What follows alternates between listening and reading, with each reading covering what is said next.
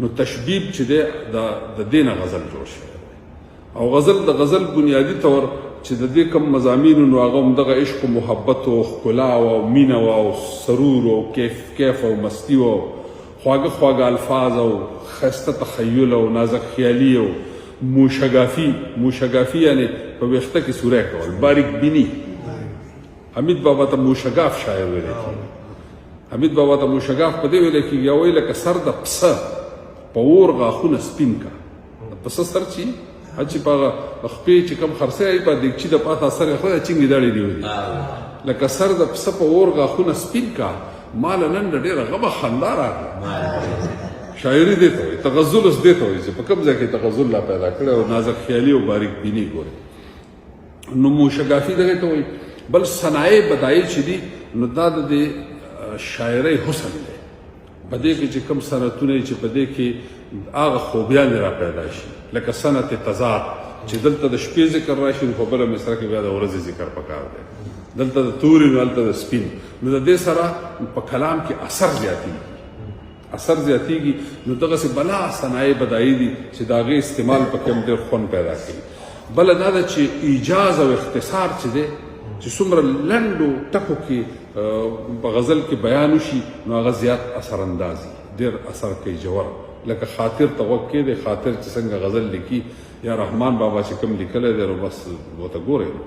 چې په کوم ځای کې دی او څه ویو د هغې نه نه ته ټکې ویستی شي او نه ترې معنه کمولی شي او نه یې کږولی شي او نه بس یو شی دی حیران به شي چې په کوم انداز باندې د رحمان بابا یو په اوو چپو کې یو څو غزلې ما خو لیونی کوي بلکل هغه چې د لفظونو کومه جادوګري پکې ده او په هغې کې د الفاظو کوم استعمال دی او په هغې کې د الفاظو کوم ترتیب دی نو د دغې وجې نه دغه غزل کې یو دغه څیز ښه چلیږي. بل پکې اشاراتي اسلوب اشاراتي داسې چې ته پکې یو شي ته اشاره وکړې لکه غالب وایي سبز و گل کہاں سے آئے دا اشاره اوس پې سوچ کوو سبز و گل کہاں سے آئے ابر کیا چیز ہے ہوا کیا ہے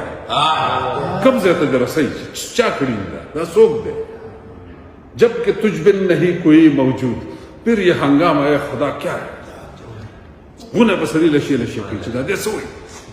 بالکل داسې دی لکه په لمبو چې خبرې کوي نو دې کې دننه د معنو هغه سمندر پروت دی دا هغه اشاراتي رنګ دی. دې نه علاوه انساني جذبې چې دي د هغې احاطه کوي. هغه شاعر چې وایي چې دیکھنا تقریر کی لذت کے جو اس نے کہا میں نے یہ جانا کہ گویا یہ بھی میرے دل میں یعنی مطلب دا چې بل سړي خبره وکړو لکه چې زما په زړه خبره وکړه نو زما د زړه خبره چې ده نو هغه داسې وشوه چې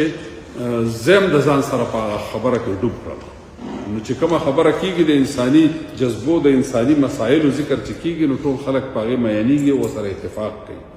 د دې سره سره غنایت موسیقیت چې دی دا د شاعرۍ یو بل ډېر حسن دی د موسیقیت سره د تغزل ډېر ژور تعلق هغه چې کوم څیزونه یادوم دا ټول دي خو مطلب دی چې دغې ورسره ډېر ژور تعلق دی. د دې نه علاوه چې نظم چې دی نو په نظم کې خارجیت زیات دي یعنی چې ته څه وینې ګورې هغه پکې زیات دي. دا بېله خبره ده چې حمزه بابا پکې داخلیت والا نظمونه هم لیکلي راځه چې یوه جوړه کړو جوړه په ځنګل هغه خو داسې دی لکه غزل چې ګورئ او په غزل کې داخلیت زیات دي په هغې کې داخل مسلې ډېرې دي ستا خپلې خبرې ته خودکلامي پکې زیات دی خو اوس داسې نه ده. اوس داسې ده چې غزل هم د ژوند ټولو مسایلو ته سینه فراخه کړې ده خو چې کوم څه ویني شاعر نو هغه د خپلو جذبو سره رانغاړي او بیا یې بیانوي نو دغه مسله هم حل شوې ده. بله دا ده چې د ښه شعر تعریف که موږ کوو نو ښه شعر زما په خیال کې داسې وي چې په ښه شعر کې به ښه خیالي